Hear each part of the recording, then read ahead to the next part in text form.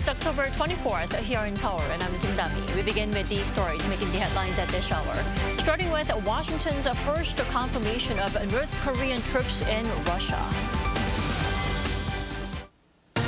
The United States says it has evidence that at least 3,000 personnel have been sent to eastern Russia and are undergoing combat training there. Russia's foreign ministry is also warning South Korea will face security consequences if it gets involved in the Ukraine crisis. South Korea's economy grew 0.1% on quarter in the third quarter this year, which is a slower than expected growth rate due to sluggish exports. At least 5 people have been killed and 22 others are injured in an apparent terror attack at a Turkish aviation company in Turkey's capital. No group has claimed responsibility for the attack. The U.S. has officially acknowledged that North Korea has sent forces to Russia, while also leaving uncertainties over the soldiers' actual participation in the war against Ukraine. Our North Korean Affairs correspondent Kim Jong-sil reports. The White House says it has evidence that North Korean troops have been deployed to Russia, marking a significant development in the ongoing war in Ukraine.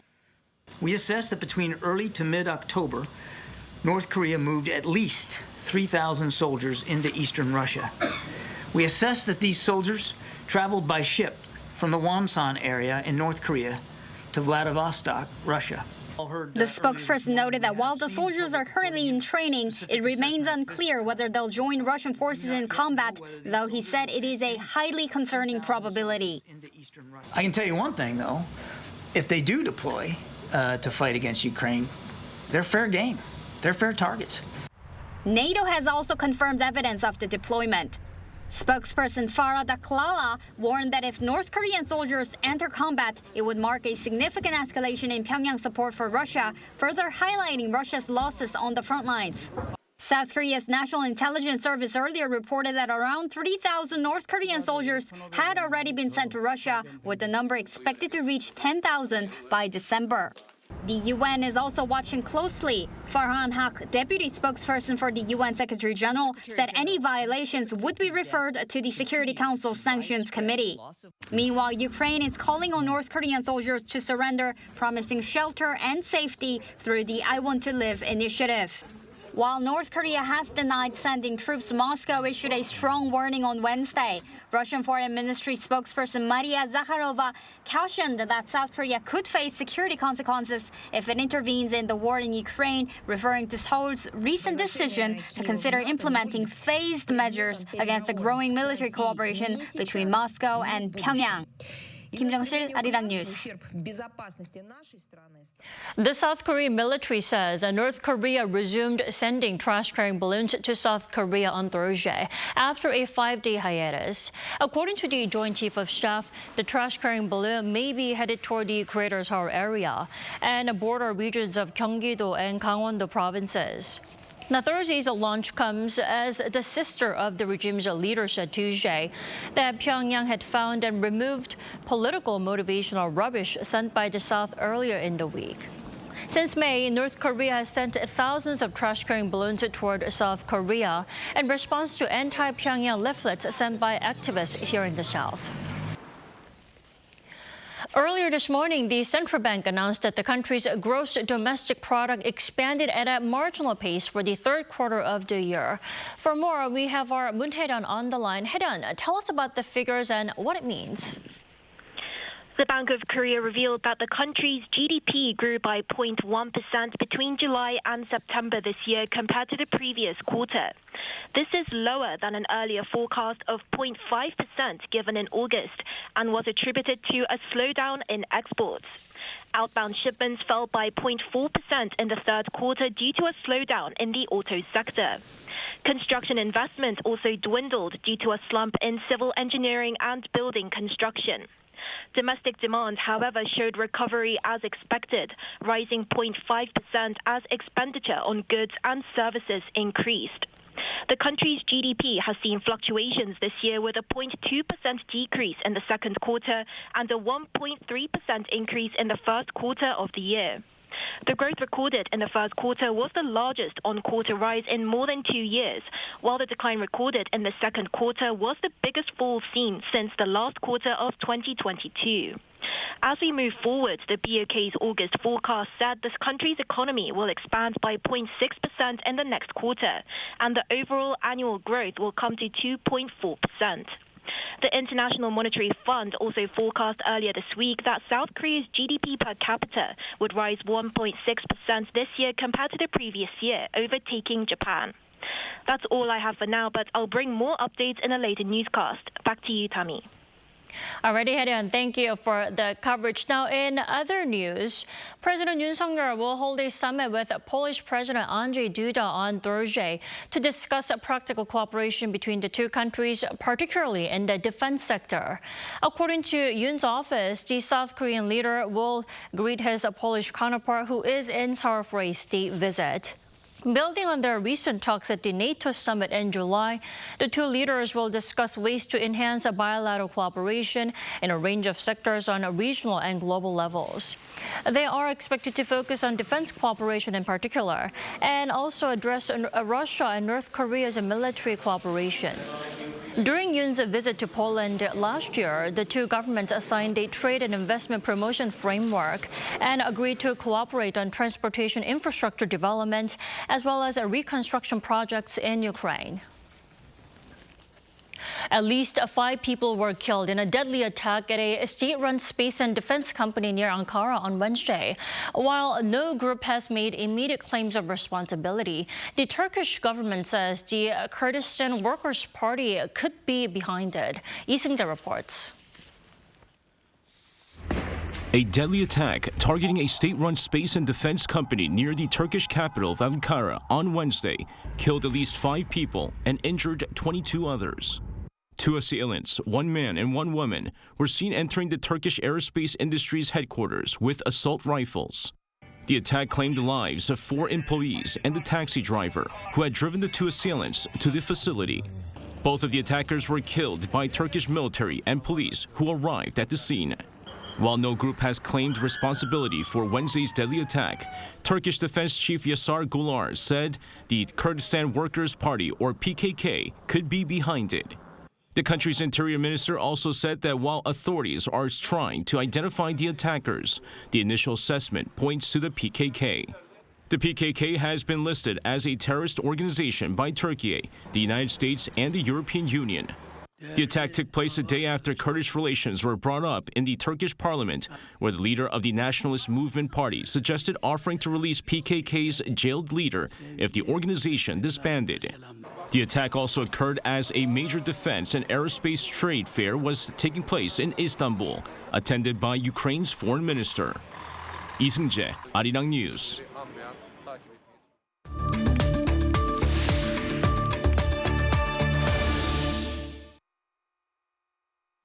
Hezbollah has confirmed the death of Nasrallah's apparent heir, Hashem Safieddine, who Israel claimed it killed 3 weeks ago.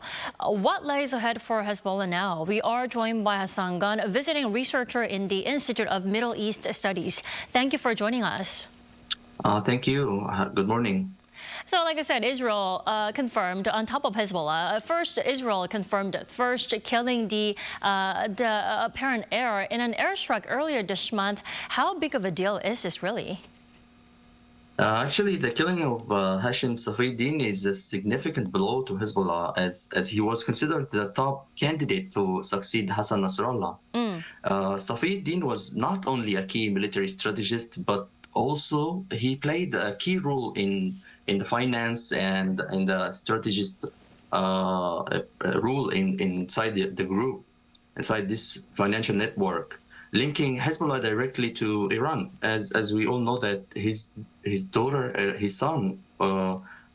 was married to the son of Iran's late general Qasem Soleimani, who was killed during Trump's administration. So his death disrupts the chain of command and creates actually a temporary vacuum leadership. But we all know that Hezbollah is a resilient organization, and this kind of loss will affect their operations, particularly at a time when the tension in the region is very high. Well, Nasrallah and now Safieddine, it sounds like a big headache for the Iran-backed group Hezbollah. Now, who will be leading that group from now on then? With Safieddine gone, Hezbollah faces actually leadership dilemma. Traditionally, leadership transitions in such organizations can be complex, but Hezbollah has a deep bench of senior commanders. Potential candidates could include figures like Ibrahim Aqil or Nabil Kaouk. But one figure we know is Naim Qasim, the Deputy Secretary General of Hezbollah. He remains from Hezbollah's public-facing senior leadership, but he does not enjoy the same popularity among Hezbollah supporters that the late Secretary Nasrallah had enjoyed. It remains unknown, though, who will take the helm as the next leader of the group. Alongside blows to its political leadership, almost all Hezbollah seniors' military cadre has been killed by Israel in the last 3 months. We have heard the news about the pager attack and the walkie-talkie. Israel also claimed that the strike that killed the Safieddine also killed 25 other Hezbollah's leaders. So who's left to lead? It's very complex. Right. And while Hezbollah is experiencing the absence in leadership, both Israeli Prime Minister Benjamin Netanyahu and U.S. Secretary of State Antony Blinken believe the killing of Hamas leader Yahya Sinwar will have a positive impact on the Gaza war in total. Now, how is that? Yeah, Yahya Sinwar is a pivotal figure in Hamas, both militarily and politically. His elimination or his assassination would likely create a chaos within the organization leadership. Netanyahu and Blinken may believe that taking out Sinwar could lead to temporary disorganization in Hamas, weakening their negotiation power and making it more likely that the hostages could be released. But additionally, removing such a prominent leader may hasten the group's defeat, aligning with broader Israeli and U.S. post plans for Gaza. But this said, Hamas has shown it can replace leaders quickly, so the impact may not be as long-lasting as they hope. Well, Blinken is in the Middle East. In Washington's latest push for a ceasefire in Gaza, Professor Hassan, do you think his trip is any more fruitful than the visits that he made in the past?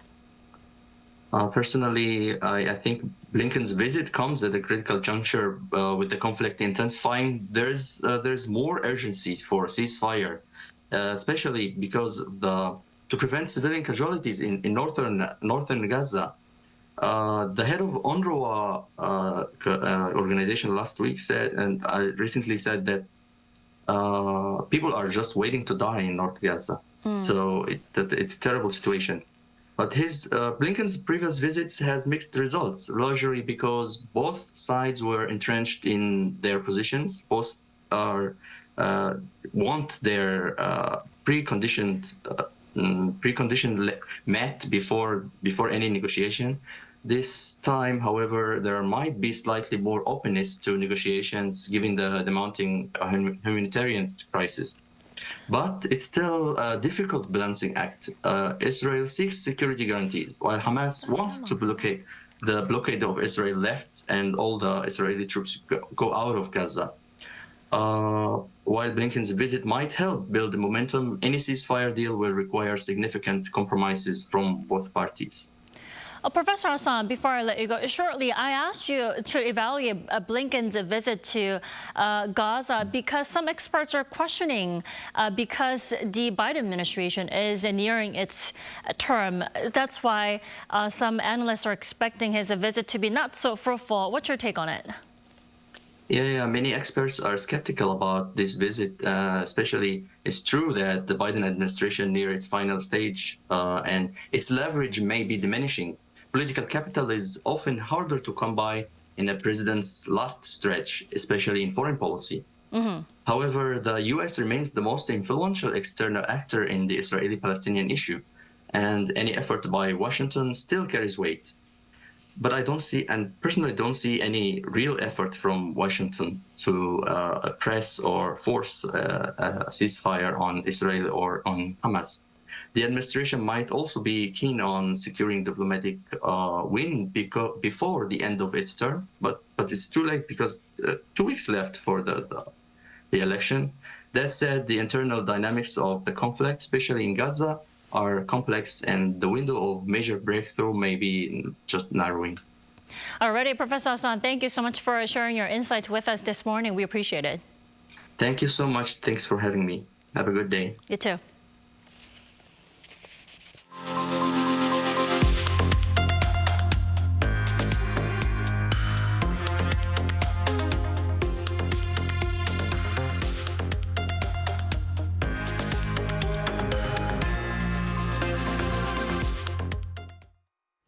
Sacheon Airshow 2024 is back in Sacheon City in Gyeongsang-namdo Province, offering people a chance to enjoy thrilling flight displays and demonstrations in the bright autumn sky. Our Kim Bo-kyung gives us a sneak peek. Aircraft soar up into the sky, showcasing Korea's very own aviation prowess. At Sacheon, dubbed the center of the aerospace industry, with Korea Aerospace Industries and the recently opened Korea Aerospace Administration nestled in the region, the 2024 Airshow kicked off on Thursday. This is the first year the show is hosted with the Korean Air Force after it decided to do so biannually. Being the only air show in the southern region, it gives a chance for people to see an array of demonstration flights by domestically produced aircraft such as the LAH, a light armored helicopter, the supersonic T-50 trainer, and the KT-1 basic training aircraft. Aviation enthusiasts can see a range of flight displays. One particular highlight is Korea's next-generation fighter jet KF-21, also known by its Korean name, Borame.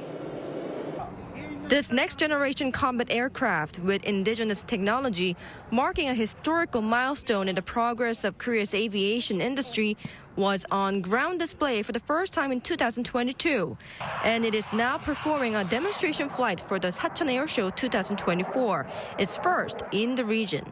Another popular event to watch is the Korean Air Force's Black Eagles aerobatic display team. As the Air Force's only special flight team, consisting of 8 T-50s, it will showcase various aerobatic flying maneuvers. The tornado maneuver is an advanced aerial display where 8 aircraft move as if they are one, performing in a vertical circular formation before splitting off in 8 directions and landing individually. It is one of the most challenging maneuvers as it requires an incredible level of teamwork to the point where pilots can almost feel each other's breath. The air show will last for 4 days until this Sunday. Kim Bo-kyung, Arirang News, Sacheon. Now, back here in Seoul, a festival celebrating the rich cultures of Korea and the Arab world took place on Tuesday to allow people to experience and enjoy diversity and its importance. Iuni was there. Many people know the Arabic greeting, Assalamu alaikum, which means peace be upon you. But there's more to discover, thanks to the efforts of the Seoul Tourism Association and Korea Arab Society here at Gwanghwamun Square. Ahlan wa sahlan. Welcome to the Salam Seoul Festival. Here, you can experience both Asian and Arab cultures in a fun and engaging way. From booths with different activities to lively music performances, let's see what this vibrant celebration has to offer. El Sole is a Korean cosmetic brand that holds both vegan and halal certification, allowing the company to focus on the Islamic market. Halal certification confirms that the product is prepared in accordance with Islamic law, which can be a complex and lengthy process. Many other Korean brands are also working towards the goal of being more inclusive. These are our first vegan certified products. As we expand into the Middle Eastern market and meet the needs of international customers, we are working towards obtaining halal certification. The Korea Muslim Federation estimates that around 200,000 Muslims live in South Korea. However, the Seoul Tourism Association says there's more to do regarding facilities that suit the needs of global visitors from a variety of backgrounds. For Seoul to thrive as a global city, we need to create a welcoming environment for visitors. We've been focusing on finding and supporting halal certified restaurants, And we're also working to set up prayer rooms in hotels. After 6 years of efforts, the association is now taking a step farther by hosting the festival for the second year. I really appreciate the fact that everybody can feel included in this festival, because there is a stand about vegan food, and also the makeup and the skincare products are vegan, so everybody can use it without trouble. While Muslim women often choose to cover up, there's a vibrant and beautiful world of fashion beneath that exterior. Korean fashion designers, in collaboration with Indonesian brands, showcased a unique blend of traditional Korean attire and modest fashion favored by Muslims, featuring loose-fitting clothing. And to round off the festival, a series of special performances, including from the National Folk Arts Troupe of Tunisia and the Korean band Harim, performed using instruments from various countries and sang in Arabic. Beautifully showcasing cultural diversity and leaving a lasting impression, the Salam Seoul Festival promises many more exciting endeavors to come. Yoon-Hee, Arirang News.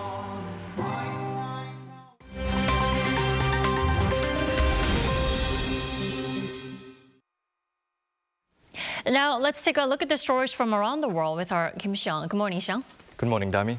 Let's start with McDonald's and the deadly E. coli outbreak over in the U.S. What do we know about that outbreak? Yes, that's right, Dami. The American fast food giant Quarter Pounder burgers have been linked to an E. coli outbreak across several states. Now, according to the U.S. Centers for Disease Control and Prevention, 49 cases of E. coli linked to McDonald's food have been reported so far. Now, 1 person has died and 10 have been hospitalized across 10 states. The ongoing CDC investigation that opened on Tuesday reported that most victims in this E. coli outbreak are reporting to have eaten the Quarter Pounder hamburger at McDonald's before becoming sick. While the exact cause of the outbreak is unknown, McDonald's has stopped the use of silvered onions and Quarter Pounder beef patties in several states. The CDC said that most of the illnesses have been reported in Colorado and Nebraska. E. coli causes symptoms such as diarrhea, fever and vomiting that may be fatal, although most recover without treatment within a week. Now to Malaysia, where 22 members of Islamic business group GISB, including its CEO, saw charges brought against them for being members of an organized criminal group. The suspects linked to Global Ikhwan Services and business holdings appeared in court on Wednesday and included the CEO, Naziruddin Mohammed Ali, and his wife, both of whom were detained last month for alleged human trafficking, money laundering and sexual abuse after more than 500 children from GISB-linked welfare homes were rescued by police. Malaysian police and Islamic authorities said they are also investigating the claims of GISB's involvement in deviant teachings of the banned Islamic cult Al-Arqam, while the group's bank accounts have been frozen. The 22 suspects each face up to 20 years in jail if found guilty. A new record has been set as LA Dodgers batter Shohei Ohtani's 50th home run ball sold for $4.39 million, the highest price paid for any ball from any sport in an auction. The ball is from when Ohtani became the first Major League Baseball player to hit 50 home runs and steal 50 bases in a single season on September 19th. According to New Jersey-based auction house Goldin on Wednesday, Ohtani's 50-50 ball broke the previous record held by Mark McGwire's 70th home run ball from the 1998 season, which sold for $3 million in 1999.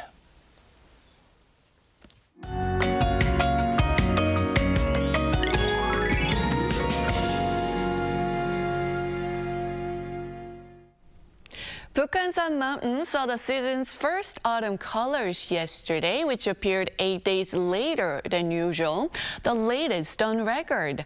And many experts are saying this year's autumn leaves could be less vibrant due to the prolonged intense heat wave we had. Well, hope you dressed warmly enough for the morning commute. Many parts of Korea saw the chilliest morning temperatures of the season, going down 3 to 10 degrees lower than the same time yesterday. But don't worry, we are not jumping right into the colder season. Today's morning chill will be shortly, with temperatures jumping back to season norms this afternoon, and a pleasant autumn feel is here to stay through the weekend.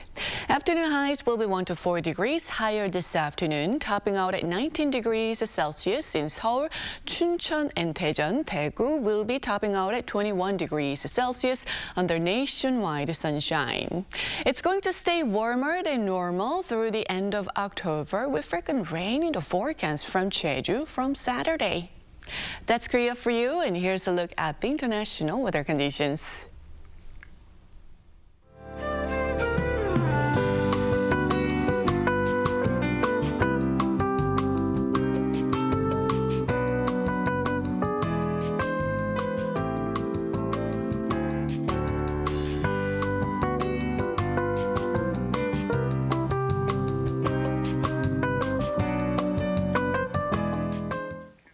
That's all we have for our morning edition of Arirang News. We'll be back tomorrow at the same time, 10 a.m. Korea time.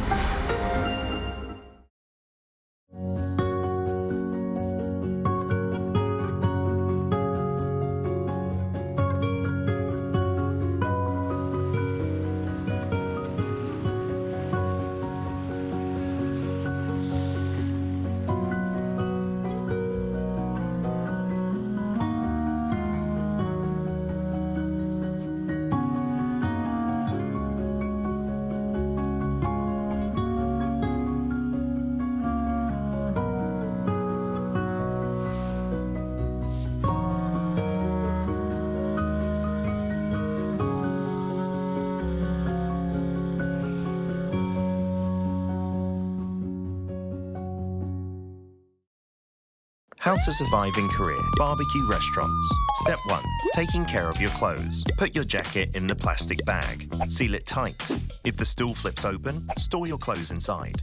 Wearing light colors? Grab an apron. It's the best defense against oil splatter and smoke. Step 2. Bottomless side dishes. Basic side dishes at a barbecue restaurant. Eat, and eat as much as you want. Side dishes come with free refills. Oh, and if you don't see this sign, just ask, 사장님, 여기 밑반찬 좀 더 주세요. Simple, isn't it? Step 3. Grilling meat. There are various kinds of samgyeopsal in Korea. Place the meat on the grill, turn it over when golden. And again when it looks done. Again and again and again. Step 4. Sam style. You aren't taking bites of sam like a taco, are you? In Korea, we have it in one bite. A pro tip here. Add only as much as you can handle in a bite. Gotta avoid awkward situations. Step 5. Enjoy the perks. After the meal, enjoy the perks offered at a Korean restaurant. Fabric refreshers get rid of the barbecue smell, while mint candies freshen your breath. Did you survive the barbecue restaurant? Hang on. Are you here with someone you want to impress? Then let's skip the garlic. Who knows what will happen?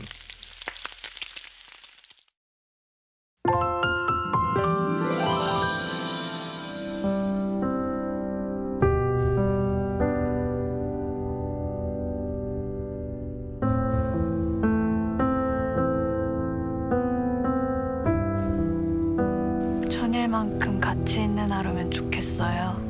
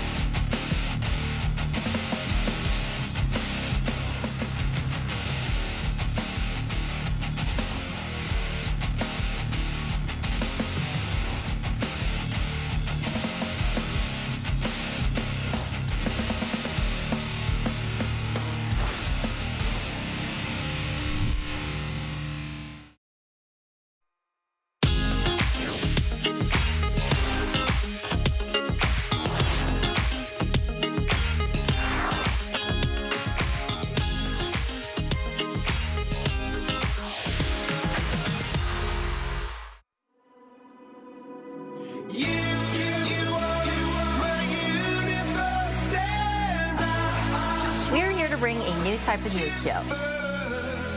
New insights, new styles, and new topics every day. We are News Generation.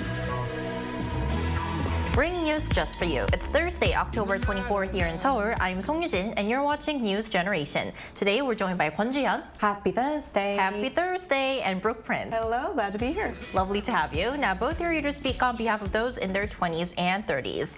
So, we're going to begin with our keyword news of the day. Today's keyword is Swicy.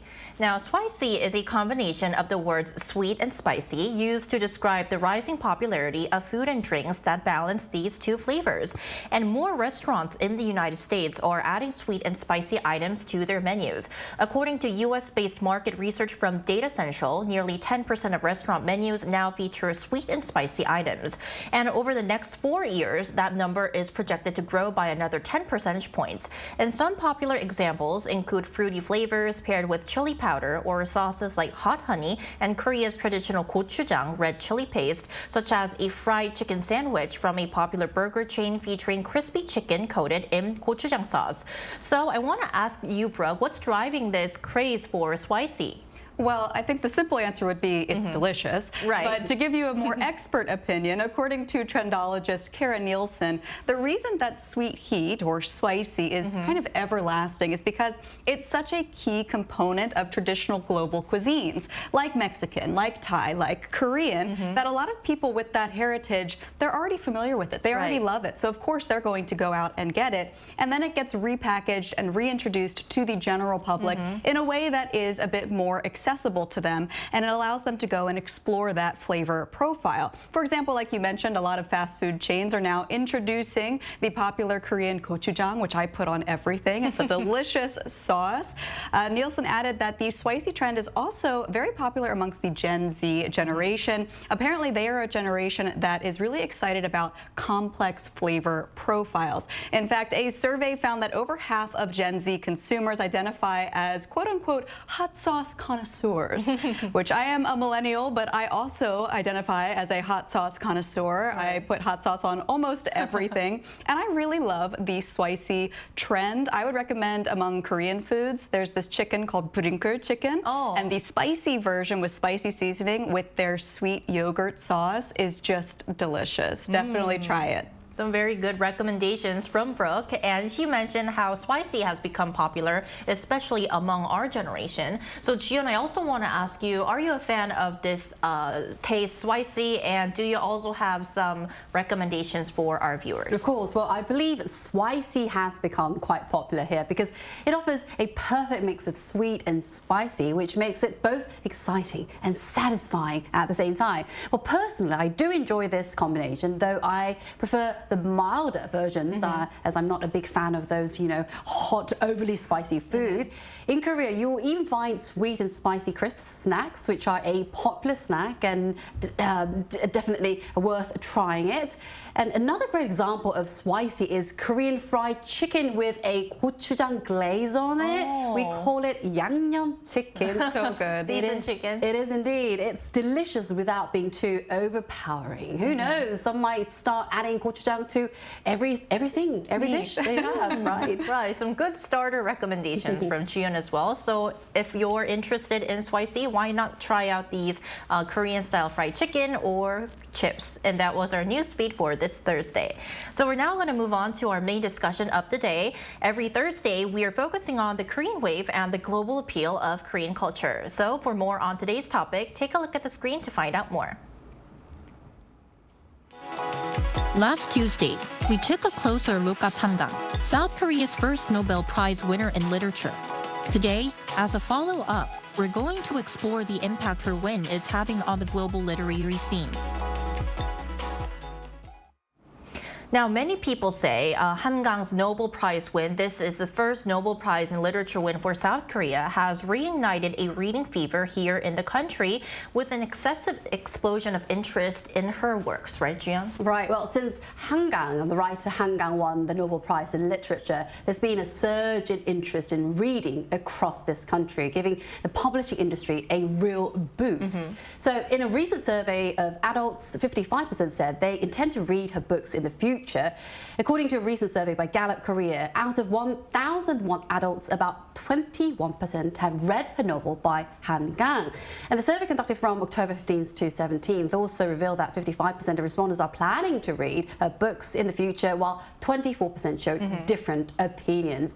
Well, this surge in interest is a sort of a reflection of her recent novel Win, which has sparked a renewed wave of excitement for Korean literature. And moreover, what is interesting is that second-hand copies are selling for high prices these days for looking for her first editions of the books. And also libraries have also reported a sharp rise in demand for her books as well. Right, and just like you mentioned, Kang's Nobel Prize win has not only sparked interest towards her books, but it has also renewed a great interest in Korean literature, right, Brooke? That's right. It's been found that sales of K-literature in general have increased significantly since Kang won the Nobel Prize in Literature, which I just want to say a big congratulations. What a huge accomplishment. One online bookstore announced that sales of novels, poetry, and plays increased by 49.3% from the 10th to the 16th, the period following when her win was announced, compared to the same period last year. Within just 6 days, the author's books sold over 1 million copies. Now, interestingly, like we're talking about, it's not just her works that have been flying off the shelves, but even works that she's mentioned have also been enjoying renewed popularity. For example, the children's book, The Brothers Lionheart by Astrid Lindgren, which Kang mentioned as one of her childhood favorites, saw its sales increase by 35 times compared to last year. Additionally, following her recommendation, Mary Oliver's essay collection, Long Life, skyrocketed by 6,800%, a huge number, while Elizabeth Strout's Pulitzer Prize-winning novel, Olive Kitteridge, soared by 2,466.7%. So in other words, you could say she kind of has the Midas touch when it comes to books. Anything she mentions turns to gold, and that just really shows her power and influence as an author. Right, books are definitely making a comeback, as we're seeing after Kang's Nobel Prize win. And I've heard that this reading trend is especially strong among our generation, which is one of the biggest reasons why we brought this topic today. And this is really interesting because our generation is known for gravitating towards more digital content like videos rather than books. So can you tell us more about what's driving this shift among our generation to become more fascinated into reading and especially books? Well, of course. Well, even before the Nobel Prize win, there was already a rising trend of reading among the MZ generation. On social media, the text hip trend has gained popularity, with reading and analog activities like sharing quotes seen as fashionable, stylish and cool. So MZs frequently choose a book of the month through social media, sharing reviews, favorite quotes and even photos of handwritten notes by themselves.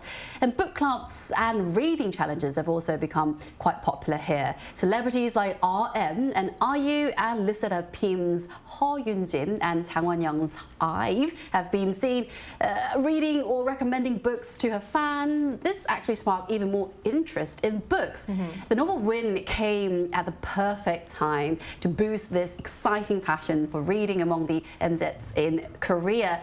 At this rate, book clubs might just be the next, new coffee shops for them. Maybe we'll get to see that change. Now, Brooke, are there any other reasons why our generation is so more into reading these days? Well, you mentioned how our generation tends to be drawn towards a screen, right? But actually, it's kind of cycling back around to where digital content is actually now pushing us back towards books. So what I'm talking about is the MZ generation has been engaging in a popular online trend called Book Talk. Now, Book Talk is a thriving community on the social media platform TikTok, dedicated to all things literary, all things books. So what the users do is they create these short-form, engaging videos that discuss, review, and recommend their favorite books. They might sit there and cry over their favorite chapter or talk about the characters that they love, and it really brings people in. In fact, this subculture has amassed over 107 billion views globally, and as such, it's had a huge impact on our reading habits and book sales. Almost 2/3 of 16 to 25-year-olds say that book talk or book influencers, which is now a thing, have helped them to discover a passion for reading. How incredible, right? The New York Times describes book talk as a bestseller machine, and according to a report by Circana, the increase in book sales over the past few years in adult fiction is directly a result of book talk's influence.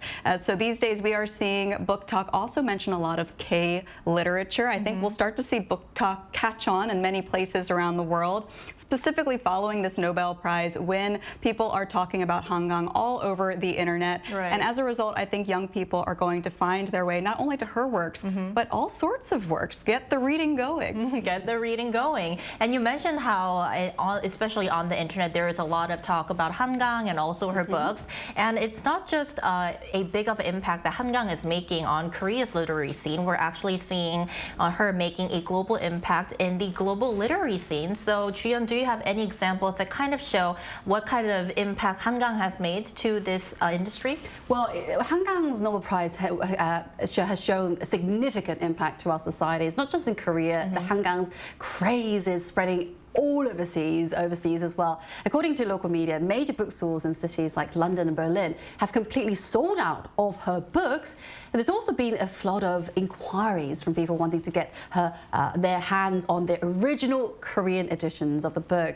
Well, this global interest in her work reflects a growing appeal of Korean literature, of course, with readers eager to explore their powerful storytelling beyond the translations. And it's not just offline stores that consumers are having a difficult time finding Hangang's books. They're also having a hard time getting these books online too. That's right. I actually wanted to purchase one of her books and bring it in for the show today, but it was all sold out and I wouldn't have been able to receive them until November. So that just shows you how quickly her books are flying off the shelves. And just to talk about how popular this is all over the world, I actually found out about her Nobel Prize win from my father, who is an American living in the US. He sent me an article, a headline about her winning the Nobel Prize. So it really was global news, and it resulted in a buying frenzy, not just in Korea, but overseas as well. In fact, looking at Amazon, the largest online retailer in the world, 4 of the top 10 best-selling books were Hong Kong's works. We have The Vegetarian, one of her classics. The paperback, audiobook, and ebook versions took 1st, 2nd, and 8th place respectively, while Human Acts took 4th place. And again, like we've been talking about, people have been talking about her books all over the internet, on Book Talk, in articles, and so that's just keeping the ball rolling. I really think she ignited a new literary passion, and it's great to see that it's not just contained in Korea where she's from, but it has had wide-reaching influence all over the globe. She definitely has. Now, to find out more about this reading craze and the growing interest in Korean literature, we're going to invite a Korean author to our talks after this short break.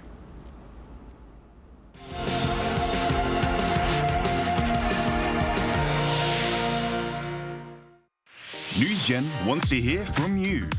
Go to YouTube and search our channel Arirang News.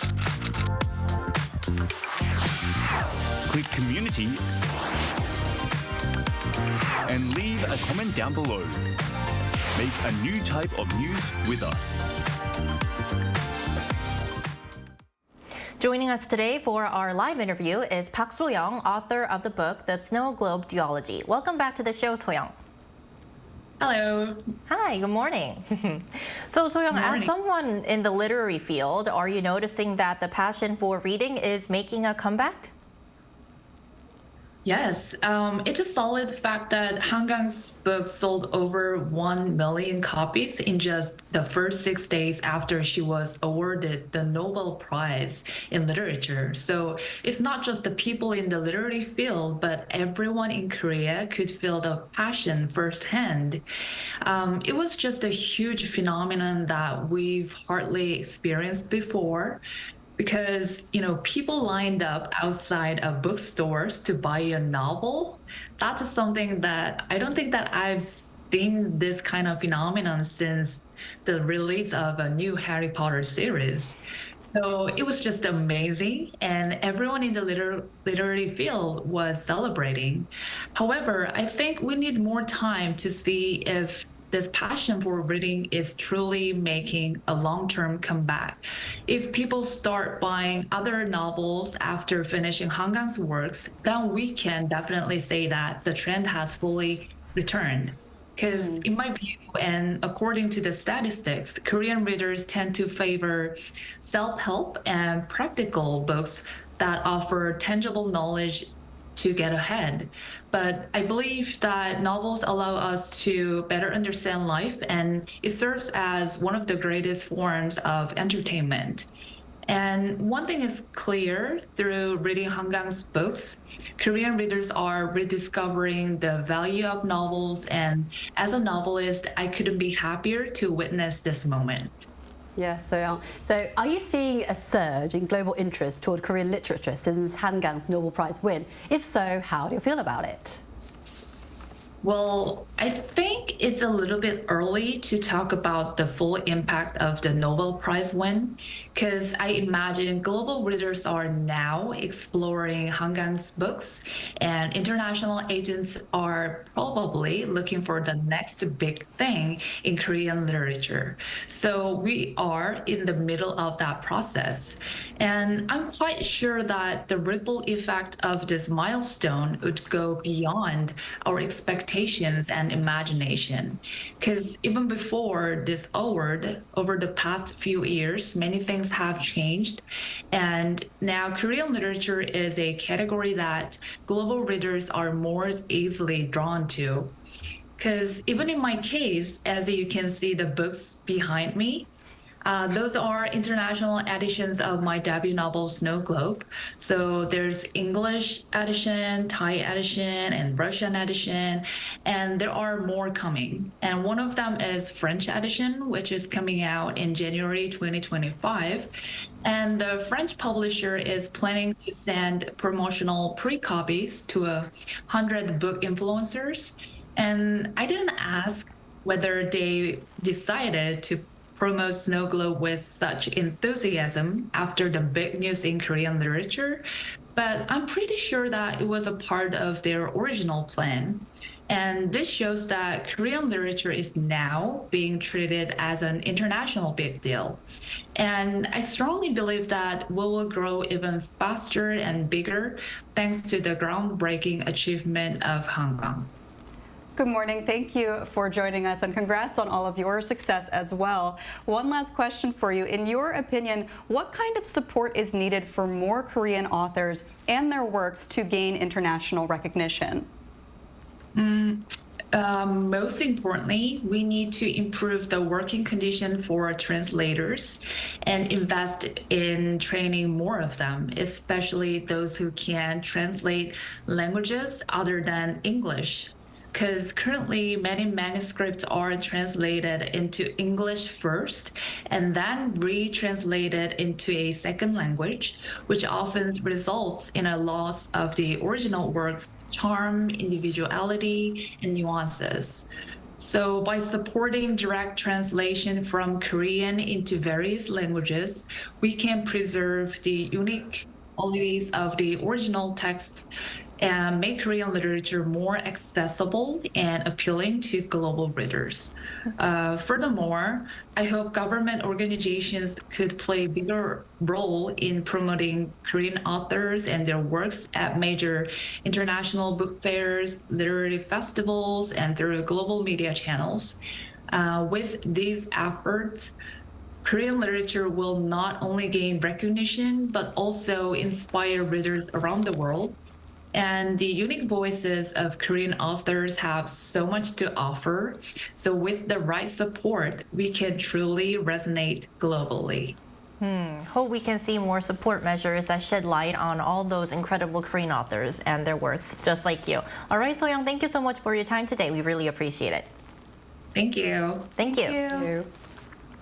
Right, so as we wrap up today's episode, many people say that fall is the perfect season to grab a book and curl up on the couch. So I want to ask you, could you give just one recommendation for our viewers this fall? Any Korean author or Korean book? Well, I'd like to recommend all of the books that I've brought today, but people might think that literature is too difficult to understand. But, you know, Korean folk tales are both entertaining and contain strong themes of good overcoming over evil. We call this good overcoming over evil. We call it 권선징악. For example, I brought this 홍길동전. This is a great recommendation. It's a classic, right? It's a classic folktale. 홍길동전 is the story of 홍길동. He's the son of a concubine who, after facing injustice, becomes a brave hero, brave leader, fighting against corruption and helping those in need. So as the leaves fall, so will you into a great book. 홍길동전, please write that down. You might want to check it out this fall. And what's your recommendation, Brooke? Well, I have to say, among my foreign friends, we do have certain books that we read a lot, and they are textbooks. So, this is a reading mastery class for Korean. This is for the Korean proficiency exam. I will be taking this in a few months, so wish me luck. Good luck. But in order to improve my Korean reading ability even more, I decided I wanted to challenge myself to read K-literature in its original language. I brought several books today, but one to recommend is this one, Almond. I've already read this, the English translated version, but again, trying to challenge myself. This is about a boy with a brain condition that makes it hard for him to feel the emotions of other people. It's a very thought-provoking read, so I would recommend trying this one out. I also brought Love in the Big City. I heard that this just came out as a drama, so I hope that that will entice more people to not just watch the drama, but read the book as well. Good, good. And if you, our viewers, have any recommendations that you'd like to give us, please leave a comment below on today's episode of NewsGen. And that's all from us today, but we'll be back tomorrow at 10:30 a.m. Korea time. Special thanks to Kwon Ji-yeon. Thank you for having me. Thank you. And Brooke Prince. Thank you so much. Thank you. And thank you everyone for watching, and we'll see you tomorrow. We are News Generation.